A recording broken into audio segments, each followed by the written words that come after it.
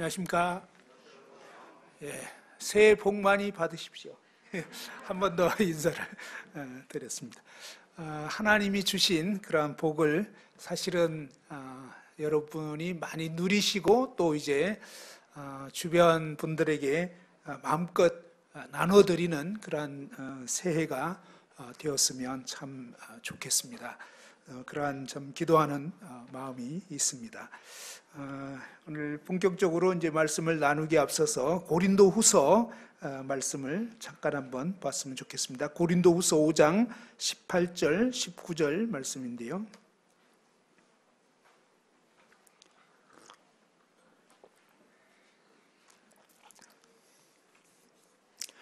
고린도후서 5장 18절, 19절 말씀에 보면 다 같이 한번 읽어봤으면 좋겠습니다. 시작. 모든 것이 하나님께로서 났으며 그가 그리스도로 말미암아 우리를 자기와 화목하게 하시고 또 우리에게 화목하게 하는 직분을 주셨으니 곧 하나님께서 그리스도 안에 계시사 세상을 자기와 화목하게 하시며 그들의 죄를 그들에게 돌리지 아니하시고 화목하게 하는 말씀을 우리에게 부탁하셨느니라. 하나님께서 우리를 정말 이 세상 가운데 두신 그러한 그 분명한 이유 혹은 목적이 무엇인가, 그것을 이 말씀이 우리에게 알려주고 있습니다. 먼저 예수 그리스도를 통해서 하나님과 원수되었던 저희들을 이제 예수님이 화목 제물이 되셔가지고 그 예수 그리스도를 믿는 믿음으로 말미암아 이제 하나님과 저희들이 먼저 화목을 얻게 되었습니다.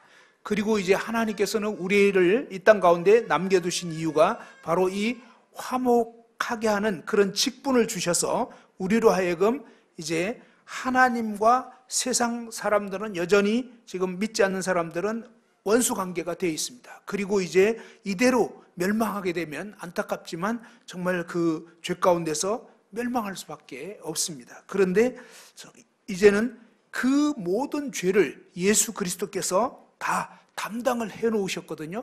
우리는 뭐냐면 이 놀라운 복된 소식을 사람들에게 증거함을 통해서 이런 화목하게 하는 말씀을 아직 믿지 않는 그런 분들에게 나눠주실 수 있다면, 그 일을 통해서 그들이 주님을 믿게 된다면 정말 이제 영원한 이 생명을 얻게 되고 하나님과의 화목을 얻을 수 있게 되는 것입니다. 사실은 하나님께서 우리를 정말 이 땅에 남겨두신 이유가 아직 하나님과 이렇게 화목을 얻지 못한 이러한 많은 영혼들이 우리 주변에 있습니다. 이들에게 정말 이 생명의 복음을 전해줄 수 있도록 우리를 이 땅에 남겨두신 것입니다. 이 하나님의 역사를 보면요, 이 하나님께서 먼저 이 주도적으로 어떤 생각을 가지시고 계획을 가지시고 목적을 가지시고 일하시는 것을 볼 수가 있습니다. 사실은 저희는 이제 생애 가운데서 자주 하나님을 떠나버렸기 때문에 늘 우리의 어떤 생각은 자동적으로 나 중심적으로 생각을 할 수밖에 없는 것 같습니다. 그런데 이제 이 하나님 말씀을 자세히 보게 되면 어떤 우리 인간이 중심이 되어서 어떤 일이 진행되고 이것이 아니고 하나님 그분께서 모든 것을 계획하시고 그 다음에 어떤 뜻을 가지시고 그 계획과 뜻 가운데서 사실은 뭐냐면 이 온 우주와 인류의 그 역사를 쭉 주관하면서 그분의 계획과 뜻을 위해서, 그분의 영광을 위해서 모든 일들을 성취해 가시는 것을 볼 수가 있습니다.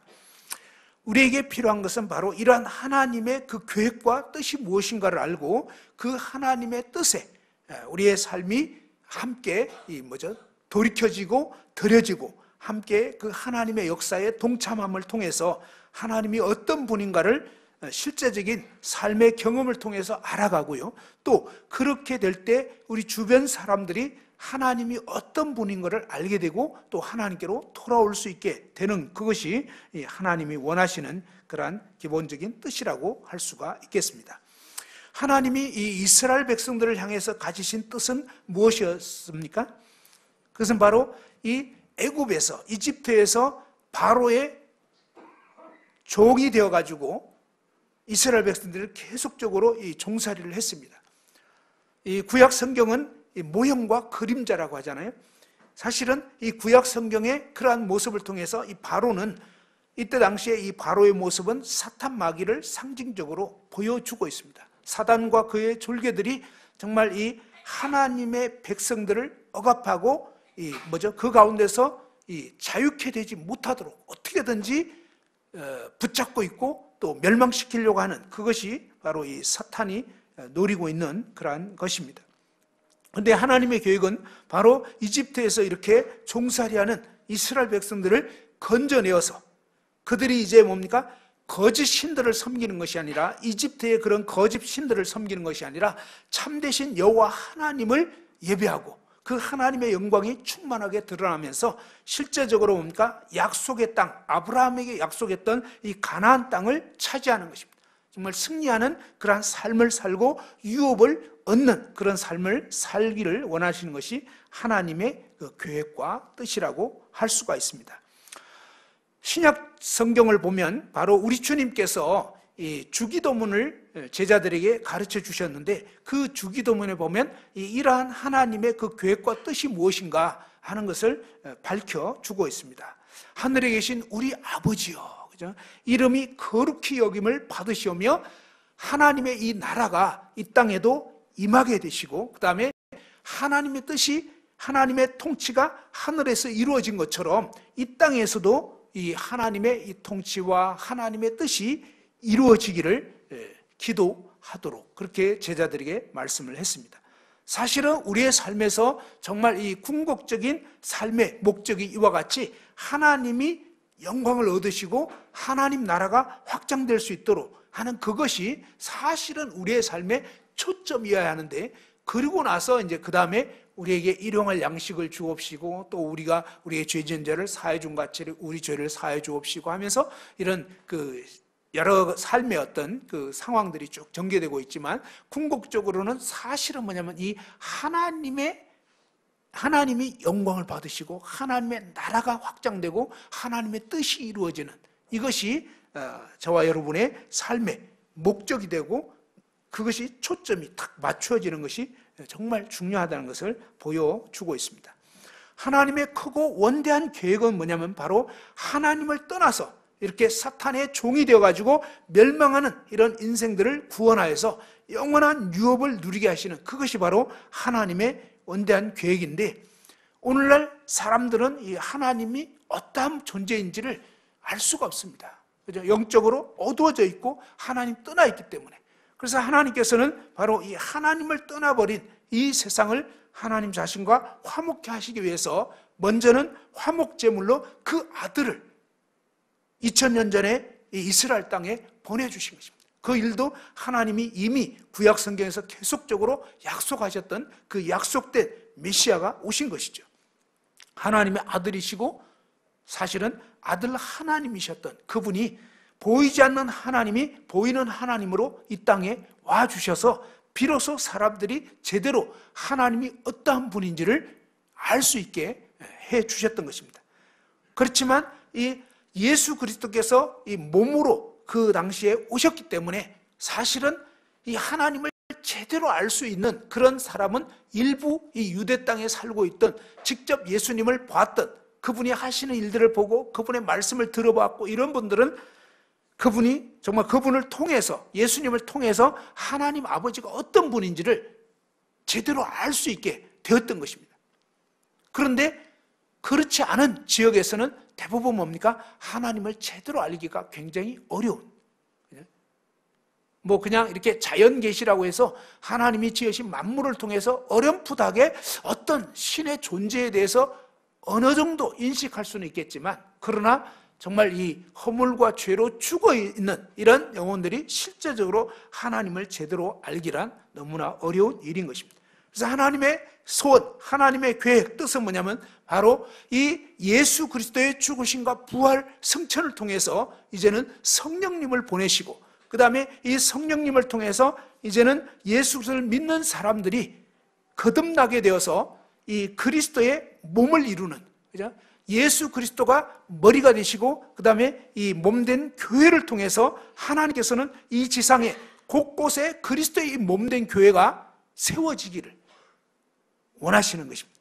그리고 이 교회를 통해서 하나님의 어떠하심이 나타나는, 머리 대신 그리스도의 뜻이 교회를 통해서 나타나고 교회가 깊이 서로 사랑으로 하나 되고 그러면서 하나님의 놀라운 임재가 나타나고 하나님의 역사가 나타나고 하나님의 그 성령님의 역사를 통해서 믿지 않는 사람들이, 그리스도인들이 정말 서로 사랑하고 이 하나님 나라의 단면을 보게 되는 것입니다. 이 세상 어디에도 그런 모습들을 볼 수가 없는 거죠. 이 세상은 어떻게 보면 그래도 뭔가 취미가 같거나, 그죠?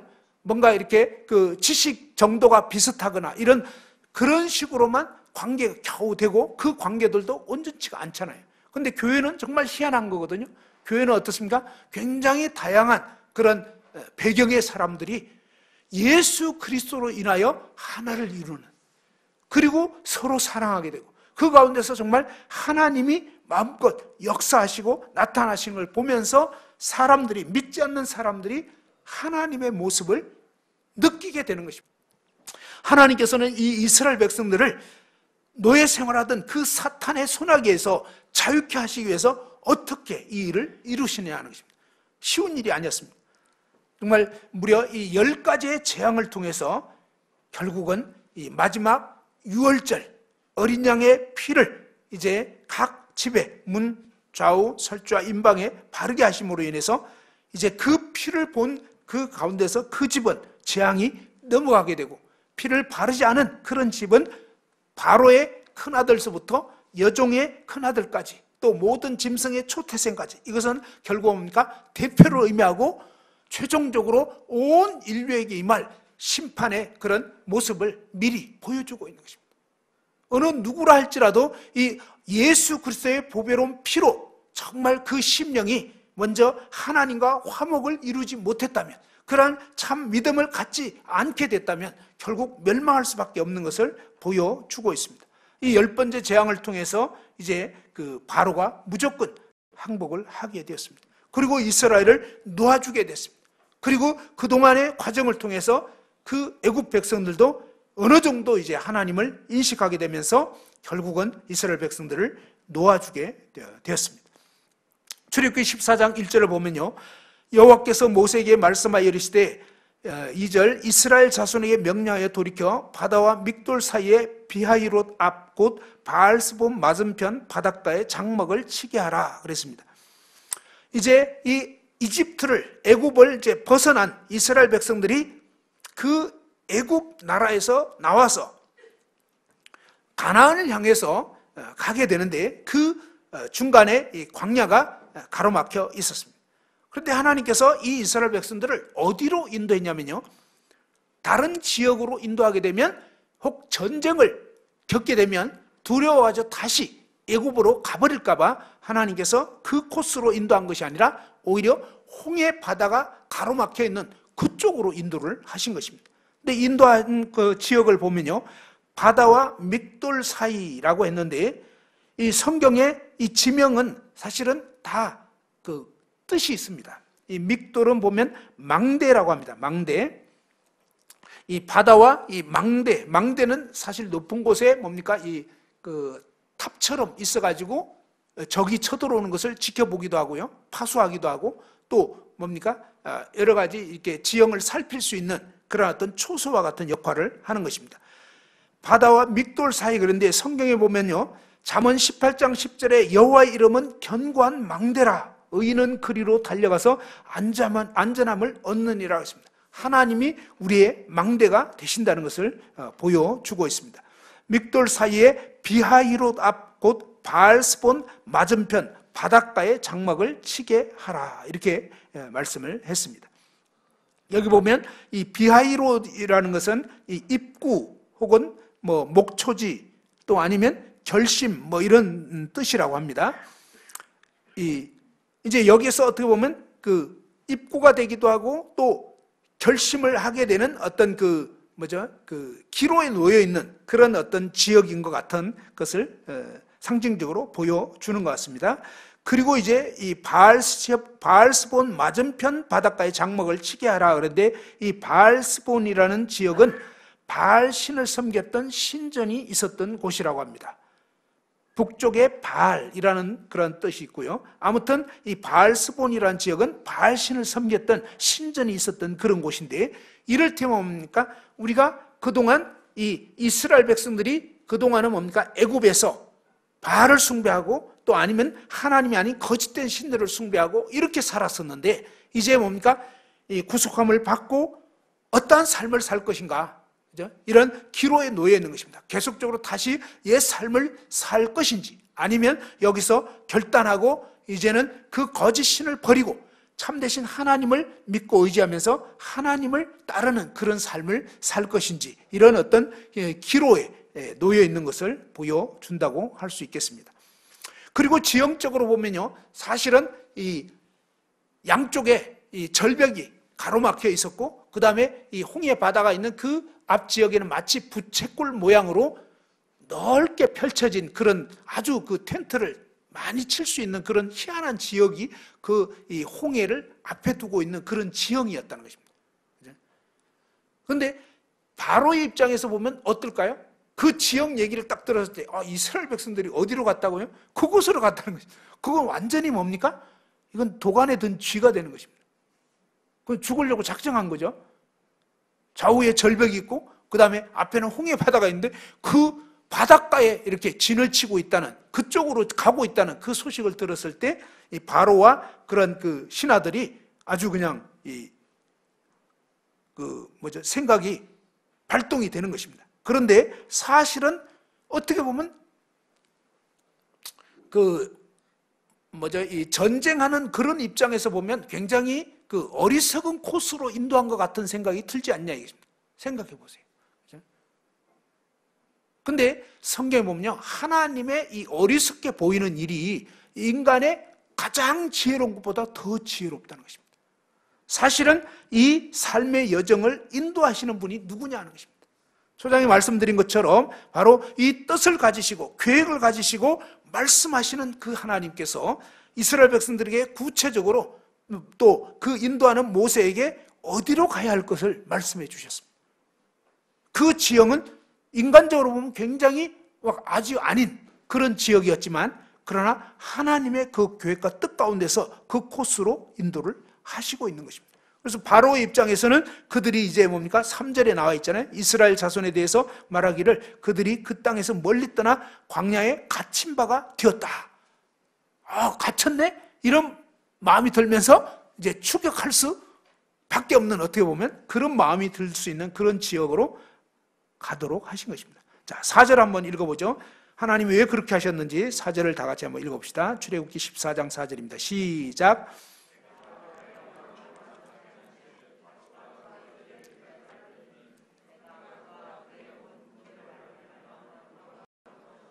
애굽 사람들이 나를 여호와인 줄 알게 하리라 하심에 무리가 그대로 행하니라. 그죠?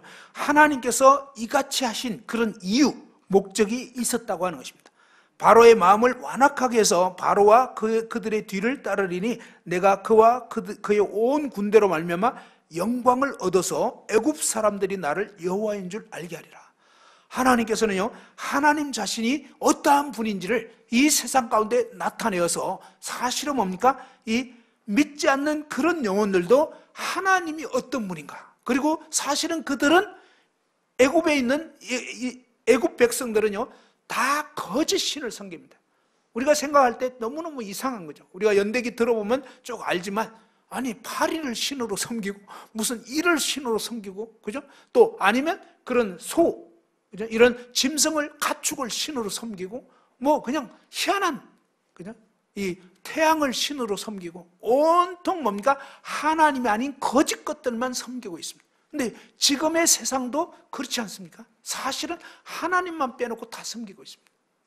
그리고 하나님 아닌 다른 것들을 진지하게 섬기고 있어요. 그것도 쾌락을 신으로 섬기고 돈을 신으로 섬기고, 그 다음에 뭡니까? 그냥 여러 가지로 자기 자신을 위해서 살고 이렇게 살아가고 있는 이들은 결국은 멸망할 수밖에 없습니다. 근데 하나님의 뜻은 뭡니까? 그러한 멸망 가운데 있는 이들에게 하나님이 어떠한 분인가? 정말 이스라엘의 하나님이 진짜 하나님이다. 약속하시고 그다음 계획하시고 그 일을 성취하시고, 그리고 유일하신 참 하나님을 제대로 알고 믿어야만 살 길이 열리는 것입니다. 그렇기 때문에 하나님께서는 이 멸망하는 세상 가운데 하나님을 먼저 믿게 된 이 모세와 이스라엘 백성들을 통해서 하나님 자신을 나타내기를 원하셨던 것입니다. 악인도 악한 날에 정말 그 쓰임에 맞게 하신다고 하나님께서는 우리가 하나님 그분의 영광을 위해서 온전히 드려지는 삶을 통해서 하나님을 나타낼 수도 있고, 또 때로는 어떤 사람들은 하나님을 대적하고 거역함을 통해서 오히려 하나님의 이 심판을 받게 되는 그 일을 통해서도 하나님이 얼마나 엄위하신 분인가를 보여주고 있는 것입니다. 하나님께서는 이 세상 가운데 지금도 말씀하고 있습니다. 세상은 하나님이 계시다면 어떻게 이런 일이 있을 수 있느냐? 아닙니다. 하나님이 계시면서 오래 참으셨기 때문에 아직 세상이 다 망하지는 않은 것입니다. 하나님이 가끔, 또 때로는 자주 어떤 진노를 내리시면서 그 일들을 통해서 사람들로 하여금 느끼게 하는 것입니다. 이게 전부가 아닌구나. 그죠? 그리고 정말 이 너무너무 안타깝지만, 그죠? 멀쩡한 상황 가운데서도 얼마나 이 여러 가지 재난들이 닥치면서 사람들이 죽어가고 있는지 모릅니다. 너무나 어처구니 없이 이런 일들을 통해서 사실은 뭡니까? 하나님 마음이 너무너무 아프신 거예요. 멸망하지 않기를 원하시는 것입니다. 그런데 우리에게 주어진 이 기회들을 놓쳐버린다면 그들은 기회도 얻지 못한 채 멸망할 수밖에 없는 것입니다. 하나님께서는 하나님 자신을 드러내어서 정말 그 애굽 사람들조차도 하나님이 여호와인 줄을 제대로 알고 믿을 수 있기를 원하신다고 하는 것입니다. 자, 이렇게 이스라엘 백성들이 도망한 사실을 이제 그 바로와 그의 신하들이 이제 듣게 됐고요. 어디로 갔는지 그 소식을 듣고 뭐 이러면서 그들의 마음이 바뀌어 버렸습니다. 하나님의 그러한 여러 가지 역사를 보면서 제대로 믿지는 않았지만 그래도 이제 인정은 할 수밖에 없었습니다. 그래서 마지막 10번째 재앙에서는 무조건 항복을 하고 이제 놓아 보냈지만, 그러나 얼마간 시간이 지난 후에 이 바로와 그 신하들의 마음이 바뀌어져 버렸습니다. 그리고 다시 완악해져 버렸습니다. 이 하나님의 역사를 제대로 안 받아들이게 되면 자칫 더 강팍해지는 그런 것을 볼 수가 있습니다. 그러면서 이 바로가 어떻게 했냐면 7절에 보면 선발된 병거 600대와 애굽의 모든 병거를 동원하니 지휘관들이 다 거느렸다 했는데, 그러면서 이스라엘을 우리를 섬기면서 이 놓아보내다니 이건 안 된다 라고 하는 것처럼 뭡니까? 사탄 마귀가 노리는 것은 끊임없이 이 사람들을 계속적으로 뭡니까? 거짓의 종로로 타고 이 도둑이 오는 것은 도둑질하고 죽이고 멸망시키는 것뿐이라고 했습니다. 결국 이 원수 마귀는 온 세상 사람들이 거짓된 것에 사로잡혀서 계속적으로 이 마귀의 종로로 타다가 멸망하도록 하는, 그것이 마귀가 원하는 그런 뜻인 것을 볼 수 있습니다. 그러면서 아주 특별히 제작된 그런 이 선발된 병거, 아주 성능이 좋은 이런 병거 600대를 또 애굽의 모든 병거를 거느리고 어떻게든지 이 이스라엘 백성들을 다시 사로잡으려고 하는 것처럼, 그것이 바로 사탄이 노리고 있는 것이라는 것을 알 수가 있습니다. 자, 그러면서 이제 이 이스라엘 백성들을 막 축격해 오는데 10절서부터 보면 이제 이러한 이 바로의 군대를 보면서 백성들의 반응과 또 모세가 이제 그들에 대해서 어떻게 권면했는지 볼 수가 있습니다. 10절 다 같이 한번 읽어봅시다. 시작. 바로가 가까이 올 때 이스라엘 자손이 눈을 들어 본즉 애굽 사람들이 자기들 뒤에 이른지라. 이스라엘 자손이 심히 두려워하여 여호와께 부르짖고 그랬습니다. 이 바로가 막 가까이 오는데 병거가 막 오고 모든 병거들이 막 달려오니까 이렇게 흙먼지가 막 날리고 그러면서 이제 그 무시무시한 그런 모습들을 보게 되었겠죠. 그랬을 때 이 이스라엘 자손들이 그 모습을 보고 너무너무 두려워진 것입니다. 그러면서 이 힘이 두려워가지고 일단은 하나님께 부르짖긴 했습니다. 그런데 그 다음 장면을 보면요, 그 하나님께 부르짖긴 했지만 하나님께 온전히 의지하거나 매달리지는 않고 있는, 두려워서 그냥 일단 하나님을 찾기는 했지만 온전히 찾지는 않은 그런 모습을 보게 됩니다. 그러면서 11절에 보면 그들이 또 모세에게 이르되 애굽에 매장지가 없어서 당신이 우리를 이끌어내어 이 광야에서 죽게 하느냐? 어찌하여 당신이 우리를 애굽에서 이끌어내어 우리에게 이같이 하느냐? 우리가 애굽에서 당신에게 이런 말이 이것이 아니냐? 이러기를 우리를 내버려 두라. 우리가 애굽 사람을 섬길 것이라 하지 아니하더냐? 애굽 사람을 섬기는 것이 광야에서 죽는 것보다 낫겠노라. 참 이 믿음을 상실하고요, 이 두려움에 빠져버리면 굉장히 그 이상한 현상들이 나타나는 걸 보게 됩니다. 사실은요, 10번의 그 재앙들을 통해서 계속적으로 하나님이 어떤 분인가를 나타내 주셨잖아요. 그럼에도 불구하고 뭡니까? 그때 너무너무 놀랍고 하나님 말씀하신 그대로 되는 거거든요. 그것이 한두 번도 아니었고, 그 다음에 이 이스라엘 백성들과 애굽 백성들 사이에 완전히 구분을 했었습니다. 이 파리 때부터는 완전히 이 애굽 지역에만 파리 때가 들끓고 이가 들끓고 가축들이 죽어나고 막 이렇게 됐거든요. 근데 이스라엘 백성들이 있는 고센 지역에는 하나도 그런 일이 없게 되고, 그쪽은 흑암이고 이쪽은 광명이고 막 이러면서 계속적으로 뭡니까? 하나님이 또 모세를 통해서 말씀할 때 그런 재앙들이 일어나고, 또 모세를 통해서 말씀하게 하셔서 멈추게 하고, 이런 일들 계속 보여줬는데, 그런 것을 다 보고도 어느새 뭡니까? 이 이스라엘 백성들이 그 하나님을 망각해버린 것을 보게 됩니다. 하나님이 그들을 이끄신 거잖아요. 하나님이 주도적으로 이 일을 계획하시고 지금 인도하고 있는데도 불구하고 우리는 이 하나님을 망각해버리면, 그죠? 어느새 상황을 보고 두려움에 빠져버리고, 두려움에 빠져버리면 온갖 이 육신적인 말들이 막 나오게 되는 것입니다. 그러면서 아주 그 불신앙의 표현들, 비이성적인 그런 표현들을 막 쏟아놓게 되었습니다. 애굽에 매장지가 없어서 우리를 여기로 끌어내가지고 여기서 매장시키려고 하느냐? 그런 건가요? 아니잖아요. 그냥. 그리고 또 뭡니까? 막 당신이 우리를 이끌어내요. 그랬는데 모세가 이 이스라엘 백성들을 이끌어냈을까요? 모세가 무슨 재주로 바로의 속박에서? 아니잖아요. 모세가 아니거든요. 모세가 아니고 하나님이 모세를 통해서, 사실은 뭡니까? 하나님이 하신 거예요. 우리가 이 신앙의 눈을 잃어버리게 되면 하나님은 보이지 않고 사람만 보이게 됩니다. 그런데 정말 이 믿음의 눈을 회복하게 되면 사람은 별로 안 보이고 하나님이 보이는 것입니다. 왜? 이 모든 것을 주관하시고 역사하시는 것은 하나님이지 어떤 사람이 어떻게 할 수가 없습니다. 그렇죠?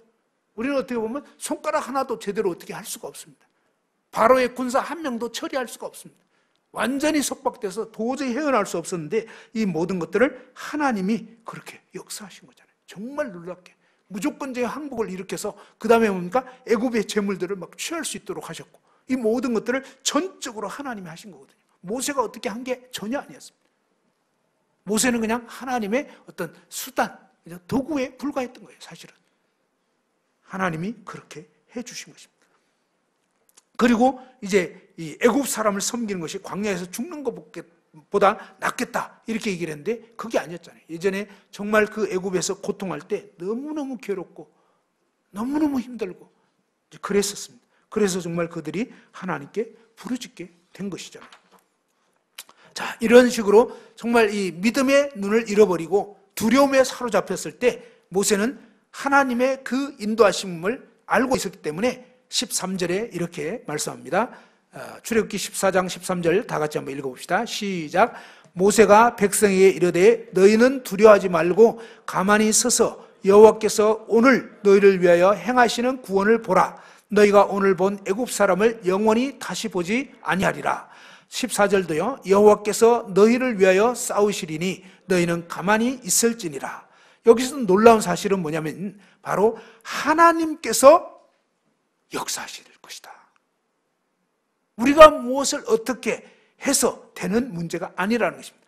그러면서 두려워하지 말고 가만히 서서 여호와께서 오늘 너희를 위하여 행하시는 구원을 보라 그랬습니다. 하나님께서 하신다는 것입니다.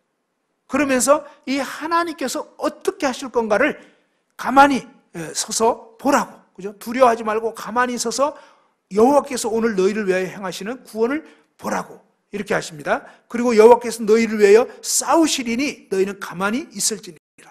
놀라운 사실은요, 하나님께서 사실은 싸우신다는 것입니다. 우리가 싸워가지고는 안 되는 것입니다. 그런데 하나님께서 싸우신다는 것입니다. 하나님께서 싸우시는 그 싸움에 우리는 동참하는 것입니다.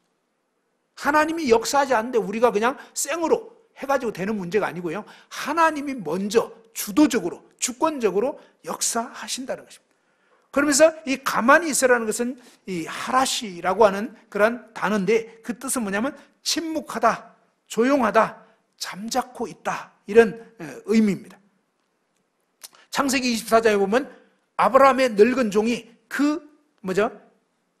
아브라함의 독자인 이삭의 그 신부감을 얻기 위해서 이제 그 본토 고향으로 이제 그 심부름을 갔잖아요. 그곳에 갔을 때 그가 하나님께 기도했습니다. 그리고 기도하고 나서 정말 이러한 사람이라면 정말 하나님이 예비한 그런 그 신부감인 걸로 알겠다고 하면서 그가 어떻게 했냐면 그 사람이 이제 리브가에게 제안을 했고 물 좀 달라. 그러고 나서 이제 리브가가 하는 것을 묵묵히 주목하며, 그죠? 라고 했을 때 그때 바로 이렇게 이 묵묵히 주목하는, 그죠? 뭔가 막 이렇게 들레고 이게 아니라 잠잠히 바라보고 있는 것입니다. 사실은 이 하라시라고 하는 것은 그냥 어떤 방관하고 무관심하고 게으름 피우고 그럴 게 아닙니다. 그게 아니라 바로 믿음으로 주목하고 있는 것입니다. 하나님을 신뢰하는 것입니다. 하나님을 기대하는 것입니다. 들레지 않고 하나님이 어떻게 하시는지를 바라보라는 것입니다. 저는 예전에 정말 하나님이 어떻게 하시는지 이것을 보기보다는 이런 인식을 잘 갖지 못하고 내가 뭔가 이 하나님 일을 하려고, 그죠? 오늘 이 전도에 대해서 많이 얘기를 했는데 내가 뭔가 전도를 하려고 하니까 엄청나게 힘들더라고요. 힘드는데 여러 가지 나는 수고를 엄청 했는데 실적이 별로 없어요. 그런데 그게 아니라 하나님이 역사하신다는 것입니다. 일반적으로 사람들은 하나님께 관심 없습니다. 찾지 않습니다. 그런데 어떤 영혼과 대화를 하는데 그 사람이 뭔가 이렇게 인생에 대해서 어려워하고 뭔가를 이렇게 찾는 그런 갈구하는 이런 마음이 생겨 있는 걸 보면 그건 무엇입니까? 하나님이 역사하고 있는 것입니다. 하나님이 이 영혼 가운데 지금 일하시고 있는 것입니다. 그것이 바로 하나님께서 싸우시는 것입니다. 그런 것을 볼 때 우리가 그 하나님의 역사에 동참하는 것입니다. 하나님께서 바로 이스라엘 백성들을 구원하시고자 하나님이 계획하시고 그 일에 대해서 모세에게 말씀하신 것입니다. 그리고 모세에게 그 하나님의 역사에 동참하도록 하나님께서는 이 이스라엘 백성들에게도 모세를 통해서 뭡니까? 하나님이 싸우실 거기 때문에 너희는 두려워하지 말고 하나님을 바라보라는 것입니다.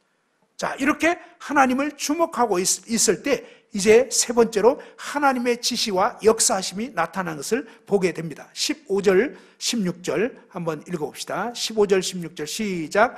여호와께서 모세에게 이르시되 너는 어찌하여 내게 부르짖느냐? 이스라엘 자손에게 명령하여 앞으로 나아가게 하고 지팡이를 들고 손을 바다 위로 내밀어 그것이 갈라지게 하라. 이스라엘 자손이 바다 가운데서 마른 땅으로 행하리라. 저는 이 대목을 보면서 굉장히 의아한 마음이 들었습니다. 무슨 얘기냐면요. 15절에 보면 여호와께서 모세에게 이르시되 너는 어찌하여 내게 부르짖느냐? 왜 부르짖고만 있느냐? 이제 그만 부르짖고 뭔가 행동을 해라는 것입니다. 어떻게 해요? 이스라엘 자손에게 명령하여 앞으로 나아가게 하라. 그죠? 잠잠히 있어야 될 때가 있어요. 주목할 때가 있고 그 다음에 뭡니까? 하나님의 그 역사에 실제로 이제는 동참해서 나아가야 할 때가 있다는 것입니다. 그러면서 16절에 지팡이를 들고 손을 바다 위로 내밀어. 그죠? 홍해 바다가 쫙 가로막혀 있는데 그 바다를 향해서 지팡이를 들고 그 바다 위로 손을 내밀어 그것이 갈라지게 하라. 여러분, 모세가 갈라지게 할 수 있습니까? 그것은 어떻게 보면 인간적으로는 말도 안 되는 그런 명령인 것입니다. 그렇잖아요. 우리가 자주 막히는 것이 이런 부분 아닐까요? 저 영혼을 볼 때, 도저히 계산이 안 나와. 그렇잖아요. 그래서 우리는 뭡니까? 아예 지팡이 내밀 엄두도 못 내고요. 안 해. 그러면 아무 역사 아니라는, 왜? 믿음대로 되는 거거든. 그럼 안 된다고 믿으니까 안 되는 겁니다. 근데 하나님은 지금 말씀하셨잖아요. 상황이 어떻든 형편이 어떻든 그것이 아니라 그냥 네 지팡이를 그 바다 위로 내밀으라고. 근데 여기서 뭐가 의아하냐면요. 아니, 하나님이 알아서 다 하시지. 그렇잖아요. 하나님이 그냥 홍해 갈라놓고 그냥 지나가게 하면 될 것 같은데. 그럼 이 말은 다른 말로 하면요. 만일 모세가 지팡이를 안 들었다면 어쩔 뻔했냐 이거예요. 정말 생각해요. 여기 대목을 보면 하나님은 모세가 지팡이를 이 바다 위로 내밀지 않으면 역사 안 하실 것 같아요. 안 하시기로 작정하신 것 같아요. 하나님은요, 바로 하나님이 전적으로 하시지만 하나님은 우리가 또한 이 일에 전적으로 동참하기를. 우리 편에서 하나님의 이 역사에 동참하지 않으면 하나님의 역사는 안 일어나는 것입니다.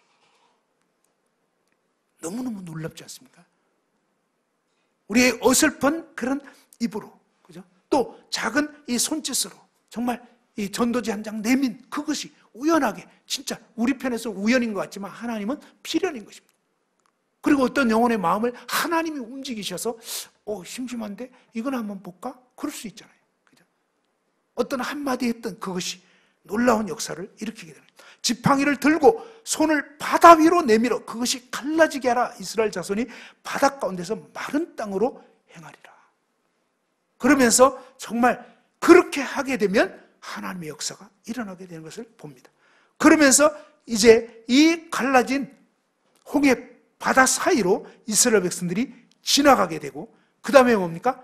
그 애굽 병사들이 그 가운데로 들어오다가 너무너무 놀라운 사실은 이스라엘 백성들에게는 이 갈라진 홍해가 놀라운 구원이었지만 그러나 이 하나님을 믿지 않고 불신했던 그 바로와 그의 병사들은 완전히 멸망했습니다. 다시 말해서 이 예수 그리스도의 십자가는 저와 여러분에게는 놀라운 구원의 그런 은총을 연 것이었지만 그러나 이 마귀와 그 졸개들에게는 영원한 멸망을 초래한 그러한 엄청난 역사가 일어났던 것입니다. 그리고 이제 뭡니까? 이 하나님의 지시를 따라서 진행하게 되었을 때 이스라엘 지인 앞에 가던 19절에 보면 지인 앞에 가던 하나님의 사자가 그들의 뒤로 옮겨가서 이 원수의 추격을 딱 가로막고 있는 것을 보게 됩니다. 이 하나님의 사자가 누굽니까? 누구겠습니까? 바로 예수 그리스도를 나타내는 그런 모습입니다. 그림입니다. 주님께서 바로 친히 이 이스라엘 백성과 함께 하시는 것처럼 주님이 바로 이 몸된 교회와 함께 하시고 그 다음에 정말 이 구름 기둥이 그 뒤로 옮겨져 가셔서 결국은 이 추격하던 병사들에게는 깜깜하게 해가지고 진도 못 나오게 하는 것입니다. 엄청나게 빠를 수 있었지만 딱 거의 진도 못 나오게 하고 그 다음에 느리게 진행되지만 정말 환하게 이스라엘 백성들이 밝혀져서 이제 그 홍해 바다를 한가운데를 마른 땅을 걷듯이 지나올 수 있게 하신 것입니다. 하나님은 너무나 크고 위대하신 그런 분이시고요. 오늘날도 이 위대하신 하나님께서는 우리 가운데 그분의 계획과 뜻을 가지시고 계속적으로 말씀하시고 역사하시는 분이십니다.